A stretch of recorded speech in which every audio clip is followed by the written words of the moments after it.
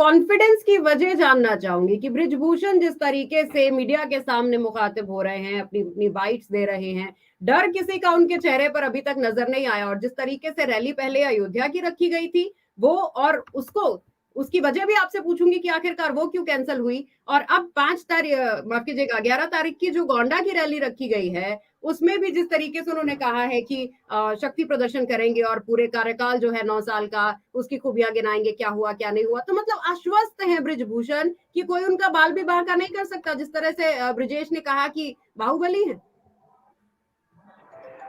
एक ऐसे पद में मन आया कुछ कह दूं पोयम में कि डरते हैं ठाकुर साहब, डराने वाला चाहिए। तो बृजभूषण शरण सिंह जी डरेंगे, अगर कोई डराने वाला ढंग का हो तो डर जाएंगे। और उनके टक्कर का डराने वाला मिल नहीं रहा। आप सोचिए, दो पक्ष हैं। अब मैं पहलवानों के पक्ष से पहले बात कहता हूँ कि यौन शोषण का व्यक्ति आरोपी, और वो व्यक्ति जिस तरह से बोल रहे हैं उसमें दो चीजें हैं। ये तो सरकार का बड़ा हस्त है, या वो मानते हैं कि उन्होंने कुछ ऐसा किया ही नहीं, कुछ कर नहीं तो डर नहीं। भाई दो ही, इतना ज्यादा भयभीत न होने का, बिल्कुल भयभीत न होने का कारण तो मुझे ये लगता है, ये तो सरकार ने कह दिया कि अब तुमको हम पूरी छूट देते, चाहे सरकार गिर जाए, चाहे 2024 में बीजेपी की सरकार ना आए, लेकिन हम तुमको नहीं छुएंगे। या फिर बृजभूषण शरण सिंह ने इतनी अपनी खुद की वो आत्मविश्वास है कि हमने जब कुछ किया ही नहीं तो चाहे कुछ कर लें। तीसरा कोई हमें दिखता नहीं है जिस तरह के वो निर्भीक दिखते हैं, क्योंकि और कोई प्रोबेबिलिटी बनती नहीं। और तीसरी घड़ी क्या होगी? या तो बीजेपी ने बर्दाश्त दे दिया है। और हम पहले वाली बात को बात करते हैं, क्या बीजेपी ने बर्दाश्त दे दिया है? अगर दे दिया होता तो फिर अयोध्या में रैली हो गई होती। इससे तो बीजेपी कह रही है कि भाई थोड़ा सा आराम से चलो, इतना ज्यादा हल्ला न मचो। तो इसका मतलब फिर दूसरी बात में है कि बृजभूषण शरण सिंह का मानना है कि उनको ऐसा तो उन्होंने कोई काम नहीं किया है, या ये भी धीरे से कहते होंगे कि अब ये तो बेटा पकड़ नहीं पाओगे। ये भी इस देश में जितने यौन शोषण होते हैं, क्या उतने यौन शोषण कंप्लेन होते हैं? उतने रेप के कंप्लेन, जहां तक मेरी जानकारी है, जितने इस देश में रेप होते हैं, बलात्कार की पूरे फाइल नहीं हो पाते। तो कुल मिला के ये है कि अभी बृजभूषण शरण सिंह थोड़ा सा 1-2 दिन अगर मान लें तो उससे तो थोड़ा लग रहा है कि हाँ थोड़े कंट्रोल में आ रहे हैं, वरना तो बृजभूषण शरण सिंह जी अनकंट्रोल्ड थे। ऐसा लग रहा था कि भाजपा से पूरी तरह से वो मतलब बर्दाश्त प्राप्त है। लेकिन एफआईआर के बाहर आने के बाद इसमें भी दो नजरिए हैं। एफआईआर आने के बाद कुछ लोग कह रहे हैं बृजभूषण शरण सिंह नॉर्मल हुए, थोड़ा डरे, बैकफुट में आए हैं। कुछ जो एक हम साई के बंदे थे, उनका इंटरव्यू, एसएआई का इंटरव्यू चल रहा था, उन्होंने एक एफआईआर का हवाला दिया, मैं कोट करूंगा उसे। उन्होंने कहा कि एक पहलवान ने एक एफआईआर लगाया कि 2 दिन उनका यौन शोषण हुआ, और उन्होंने वो कमरे में बुलाया, उन्होंने चुटकुली लगाई, अगर एफआईआर है, और उन्होंने उनके साथ यौन शोषण किया, वो डर के भागी फिर जाके स्टेशन में ट्रेन पकड़ने के लिए। लेकिन वो ऐसी स्थिति में नहीं थी कि ट्रेन पकड़ सके, तो होटल में रुकी अपने पार्टनर के साथ में, और उसके बाद फिर वो दूसरे दिन फिर गई। उन्होंने बृजभूषण शरण जी ने बुलाया तो फिर गई दोबारा, फिर उनके साथ वो घटना हुई। तो ये बात थोड़ी सी समझ में नहीं आती, जब एक दिन आपके साथ वो घटना हो गई थी और दोनों दिन उनका जो फ्रेंड है, जो उनका पार्टनर है, वो बृजभूषण शरण सिंह के ऑफिस में नहीं था, वो बाहर अपनी कार में या अपने बाइक में बैठा हुआ था। ये एसआई के व्यक्ति ने एक मीडिया में एक बात कही जो मैंने उसे सुनी इस एफआईआर को, और जब उन्होंने एफआईआर बताई, तारीख बताई, तो आधी बात तो सच निकली कि होटल में रुकी थी। लेकिन जिस दिन की तारीख के लिए लगाया गया आरोप पहलवानों द्वारा, वो दिन बृजभूषण शरण सिंह लखनऊ में थे और गोंडा में थे, क्योंकि वो पुलिस प्रोटेक्टी है। तो न केवल उनकी बात विजुअल से सिद्ध हुई, बल्कि गवाह हुए, और तीसरा पुलिस के प्रोडक्शन में है, तो पुलिस के रिकॉर्ड के अनुसार भी ये बात सिद्ध हुई कि बृजभूषण शरण सिंह जी उस तारीख को लखनऊ में थे और गोंडा में, जिन 2 तारीखों का पहलवान ने आरोप लगा। अगर बात करें आलोक जी, चलिए ये तो एक एग्जांपल आपने दिया, बाकी 4 गवाहों की बात करें, अगर एक ओलंपियन, कॉमनवेल्थ गोल्ड मेडलिस्ट है, उनमें एक इंटरनेशनल रेफरी है और स्टेट लेवल का कोच है, जिन्होंने बृजभूषण के खिलाफ बयान दिए हैं, उनकी कितनी वेटेज है, उनके बयानों की कितनी वेटेज? देखिए जी, बिल्कुल, अभी तो न्यायालय देखिएगा। जैसे 1-2 उदाहरण, ये तो हुआ बंद कमरे में जो आरोप लगाया, जो सबसे बड़ा गंभीर आरोप था। बाकी जितने आरोप लगाए गए हैं, वो आरोप तो ओपन लगाए गए हैं कि वो पुरस्कार दे रहे थे तो गले में हाथ डाल के जबरदस्ती या खींचा, और इस तरह के एफआईआर से मेरे पास जानकारी है। तो जो सबसे गंभीर आरोप था इसमें बंद कमरे वाला आरोप था, जिसमें कोई गवाह नहीं था, पीड़िता की बात ही मानी जाती। लेकिन अगर ब्रजभूषण शरण सिंह जी उस दिन कमरे में होते तो, उस दिन दिल्ली में भी होते तो, लेकिन ना तो वो दिल्ली में थे, ना उस कमरे में थे, वो तो 5, 5.5, 6 किलोमीटर दूर थे। अब ये बात उन्हें बताना पड़ेगा, जो पहलवान है, नाम मैं अपनी तरफ से नहीं लूंगा, हालांकि उन्होंने नाम भी लिया है, तो उन्हें ये बताना पड़ेगा कि कौन सी ऐसी विधि है कि 550 किलोमीटर दूर से उनको छेड़ा जा सकता है। क्योंकि वो जितने और आरोप लगे हैं इसी तरह के ओपन प्लेसेस में लगे कि अगर पहलवान है, उन्होंने कंधे में हाथ रखते हुए फोटो खिंचा ली, तो उसे यौन शोषण की कैटेगरी में पहलवानों ने रखा। अब ये न्यायालय को तय करना है कि ओपन में खड़े होकर के सैकड़ों वीडियो रिकॉर्डिंग के साथ ब्रजभूषण शरण सिंह किस तरह से उनका यौन शोषण कर सकते। जी अरविंद जयतिलक जी, आलोक जी, अब लंबे समय तक जब तक ये पहलवान सड़कों पे बैठे थे, हरियाणा के मुख्यमंत्री की तरफ से एक वक्तव्य भी नहीं आया, कोई एक बयान भी नहीं आया, ना ही स्मृति ईरानी बोली, जो कि आमतौर पर बहुत मुखर रहती है, स्पेशली अगर महिलाओं के मुद्दे की कोई बात हो तो। अब हाल फिलहाल में बयान आया है मुख्यमंत्री मनोहर लाल जी का, उन्होंने कहा है कि जांच होगी, जांच निष्पक्ष होगी, बस इससे ज्यादा उन्होंने कुछ कहना वाजिब नहीं समझा। तो जिस तरीके से अरविंद जी बता रहे थे, अब जेजेपी को भी डर है इस बात का कि जाट समाज से वो आते हैं तो कहीं छिटक ना जाए पूरे जो उनके वोट हैं जाट समाज के, और मनोहर लाल की चुप्पी क्या भारी पड़ सकती है आने वाले चुनावों में इस मुद्दे को लेकर भाजपा पर? बिल्कुल, एक्चुअली विपक्ष चाहेगा कि जाट वर्सेस क्षत्रिय हो, और भारतीय जनता पार्टी बिल्कुल नहीं चाहेगी कि जाट वर्सेस क्षत्रिय हो, क्योंकि बीजेपी के लिए राजनीति में कोई राजनीतिक दल मैं सन्यासी तो करने आता नहीं, सबको सत्ता चाहिए वोट से, सबको अपने अपने फेवरेबल वोट चाहिए। बीजेपी के लिए सबसे ज्यादा फेवरेबल बात क्या है कि हिंदुत्व के आधार पर वोट मिले, हिंदू क्षत्रिय पर वोट मिले। हिंदू क्षत्रिय पर वोट मिलेगा तो बीजेपी वैसे भी जो आज है वो सब हिंदुत्व के नाम पर है। अब अगर जितने भी क्षेत्रीय दल है वो हिंदुत्व के नाम पर नहीं है, वो धर्मनिरपेक्षता के नाम पर है और जातिवाद के नाम पर है। सबका अपना अपना तरीका है ना। तो बीजेपी के लिए तो ये सबसे बुरा समय शुरू हो सकता है अगर जात में जब जात की लड़ाई शुरू हो जाए। और क्षेत्रीय दलों के लिए सुनहरा मौका क्या होगा?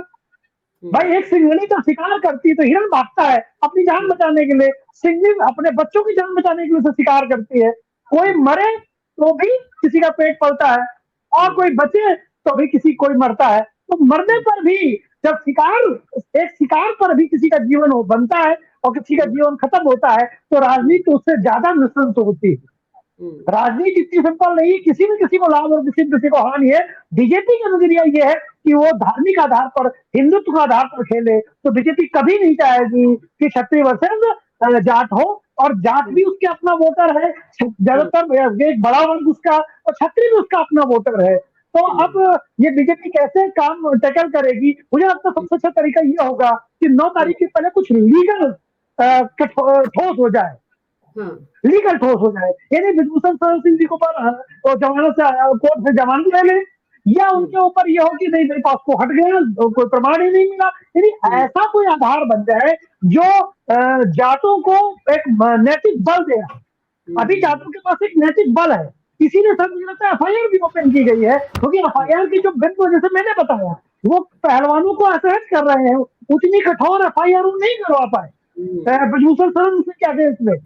जितनी कठोर कार्रवाई की वो आंदोलन है। देखिए आंदोलन होना और एक अलग मैटर है, और एफआईआर के स्ट्रॉन्ग बिंदु होना लीगल तो प्रमाण के आधार पर चलेगा। जितने भी प्रमाण वो भी उन्होंने रखे हैं वो उतने कठोर नहीं है कि ब्रजभूषण शरण जी को 7 साल से ज्यादा की सजा हो जाए। पास्को वाले मैटर में भी यही समस्या है, वो पास्को में विवाद आ गया है कि वो बिटिया उस समय तक अडल्ट थी या नहीं थी। शायद इसी वजह से दिल्ली सरकार पुलिस अपने आप को बचा पा रही है, या दिल्ली पुलिस ने कहा कि मेरे पास ऐसा कोई प्रमाण नहीं है कि इस आधार पर उनको गिरफ्तार किया जाए। लेकिन पॉस्को उनको पीछा नहीं छोड़ेगा, क्योंकि पॉस्को का भी पहला नियम यही है कि पॉस्को लागू होने पर वो व्यक्ति अपराधी न्यायालय तय करेगा, आप उसे जेल भेजिए। यही एक नैतिक बहाव पहलवानों के पास। बाकी दूसरे जितने भी कंप्लेन है वो बिलो सिविलियर के हैं, उसमें वैसे भी गिरफ्तारी संभव नहीं है। अगर पॉस्को हट जाता है दिल्ली पुलिस की तरफ से उनके ऊपर, तो जो पहलवानों का जो नैतिक बल है वो नैतिक बल कमजोर होगा। और याद रखना सिमरन, नैतिक बल आंदोलन का बैकबोन होती है, वरना आंदोलन कमजोर हो जाता है। तो मेरा अपना मानना है बीजेपी सरकार कोशिश ये करेगी कि आंदोलन की बैकबोन को तोड़ दे, आंदोलन के नैतिक बल को तोड़ दे। जी बिल्कुल। तारीख की रैली से अरविंद जी क्या क्या क्लियर हो सकता है? और पहले दूसरी मैं बात हाँ बोलिए ब्रिजेश जी। मेरा जो सवाल था, ये सवाल आलोक जी की बात को पूरा करते हुए था। तो आलोक जी से सवाल था, क्यों नहीं नैतिकता के आधार पर राम राज्य में इस्तीफा होना चाहिए? बिल्कुल बिल्कुल बिल्कुल। आधी बात बोले थे, मैं जवाब देता हूँ। बिल्कुल अरविंद जी, आलोक जी दोनों से यही सवाल। आलोक जी आप जवाब दीजिए। आलोक जी। हाँ हाँ जी, कहाँ सतयुग की बात कहाँ कलयुग में कर रहे हो, वहां का राम राज यहाँ आते थे घिस जाता है, पहला। और दूसरा ये है कि अगर उसको देखें, भगवान राम और भगवान कृष्ण दोनों विष्णु जी के अवतार ही थे। तो जब एक अवतार दो अलग अलग तरीके से बिहेव करता है, एक करते हैं सॉरी, कैसे भगवान राम नैतिकता के आधार पर अपनी पत्नी को छोड़ देते हैं, लेकिन भगवान कृष्ण अपनी बहन को अपने सखा के साथ भगा देते हैं, शादी करवाते हैं। भगवान कृष्ण रणछोड़ दास बनते हैं, है विष्णु के ही अवतार। यदि हमारे अवतार, हमारे प्रभु ये संकेत देते हैं। बिल्कुल बिल्कुल, राम राज्य में कृष्ण भी शामिल है। कलयुग में आप सोने के साथ मिलावट करना ही पड़ता है, क्योंकि उस समय वो जो धोबी ने आरोप लगाया था, उसने अपनी सिर्फ पत्नी से कहा, राजनीतिक आरोप नहीं था भगवान राम के ऊपर। ये आरोप मेंसरिया इनकी अपवित्र है, प्रथम दृष्टया जो मुझे लगती है। इसलिए अपवित्र मेंसरिया के साथ राम राज्य को जोड़ना ये अनुचित होगा ब्रजेश जी, मेरा अपना जो व्यक्तिगत मत। बहुत बढ़िया जी। अरविंद, आलोक जी आप थोड़े असहमत मुझे नजर आ रहे थे अरविंद जी की बात से। दूसरा मैं पूछना चाहूंगी, जिस तरीके से अरविंद जयतिलक जी ने एक्सप्लेन किया, क्या वाकई में राजनीति न्याय पर हावी पड़ जाएगी? नहीं, राजनीति न्याय पर हावी नहीं पड़ेगी। भारत का लोकतंत्र न्यायपालिका एक बहुत बड़ा पिलर है, और ये इसमें यही है, मैंने जो कहा उसमें ये नहीं कि बीजेपी कराएगी, न्यायालय के माध्यम से जो होगा, क्योंकि एफआईआर भी न्यायालय के माध्यम से थी। तो अगर न्यायालय इस में पुलिस रिपोर्ट न्यायालय में दाखिल करेगी और लगेगा कि नहीं ये प्रमाणिक नहीं है, पुलिस भी बगैर प्रमाण के काम नहीं कर सकती, और पुलिस के पास वो प्रमाण है तो इतना मीडिया हाइप है कि गलत हुआ रिपोर्ट दाखिल नहीं कर सकती। आप ये भी ध्यान रखिएगा, इतना मीडिया की नजर है, बारीक से बारीक नजर, कि पुलिस अगर कुछ भी किया तो मलानत है। पुलिस को नीति विवेक तरीके से ही काम करना पड़ेगा, और ये लोकतंत्र के संबंधी अच्छी बात। कोई व्यक्ति कितने भी ऊंचे पद पर हो, अगर उसने गलत किया है, अगर बस अगर के साथ, अगर अब पहलवानों ने गलत किया है या ब्रजभूषण शरण सिंह जी ने गलत किया है, जिसने भी गलत किया है उसको दंड मिलना चाहिए। ये कौन तय करेगा? ये पुलिस जांच करेगी, न्यायालय तय करेगा।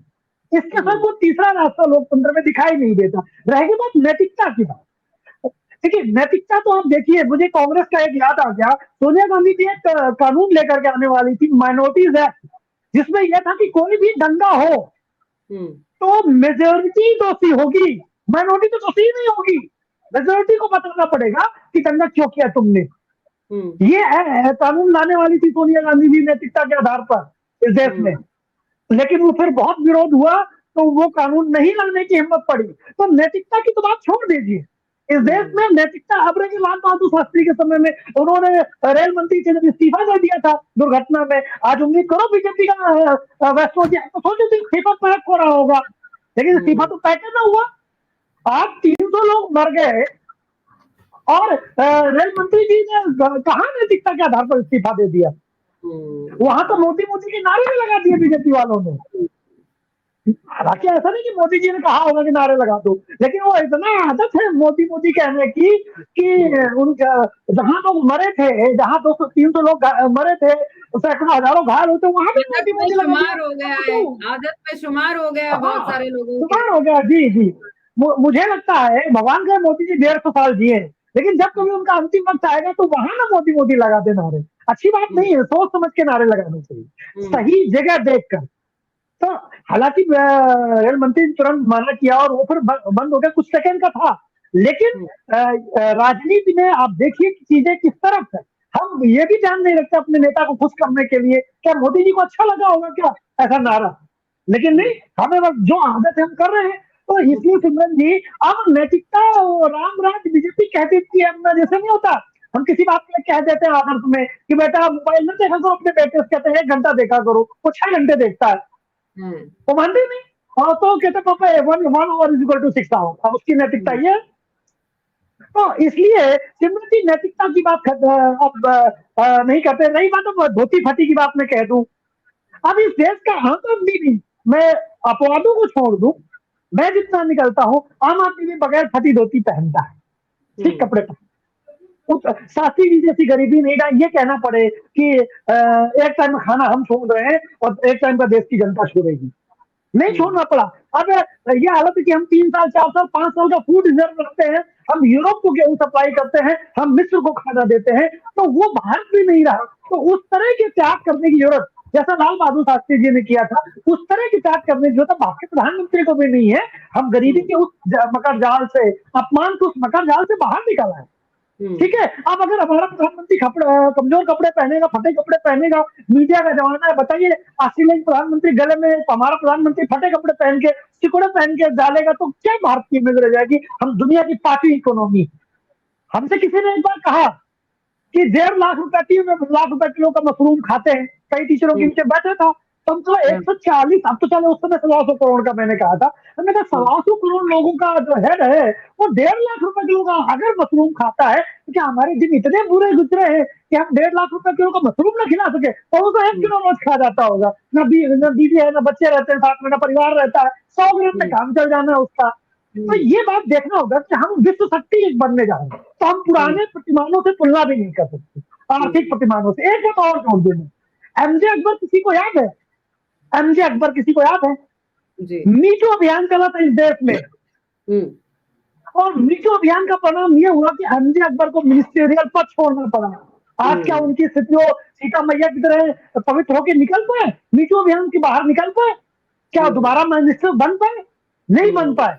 उसका उनका कैरियर, मैं एमजे अकबर का एक उदाहरण बता रहा हूँ, ऐसे हजारों भारत में उस समय के एमजे अकबर हुए थे जिनका जीवन व्यस्त हो गया मीटू अभियान में। आपको क्या लगता है एमजे अकबर का ही सोच के ब्रजभूषण सिंह ने इस्तीफा नहीं दिया था? कुर्सी ज्यादा प्यारी है? मेरा मानना नहीं, मेरा मानना यह है कि ये जैन हवाला का उदाहरण दिया जाता है, वो आर्थिक अपराध था। चारित्रिक अपराध में जब इस तरह का व्यक्ति इस्तीफा देता है तो माना जाता है कि वो दोषी है। तो अब क्या लगता है कि ऐसे में आपने तब इस्तीफा नहीं, 10 मिनट की खबर नहीं चलेगी। आलोक जी थोड़ा सा मैं एक चीज और समझना चाहता हूँ कि तब इस्तीफा दे दिया रहता तो मामला 1 महीने के कार्यकाल पे खत्म हो जाता, लेकिन क्या अब मामला आपको लगता है खत्म होता दिख रहा है?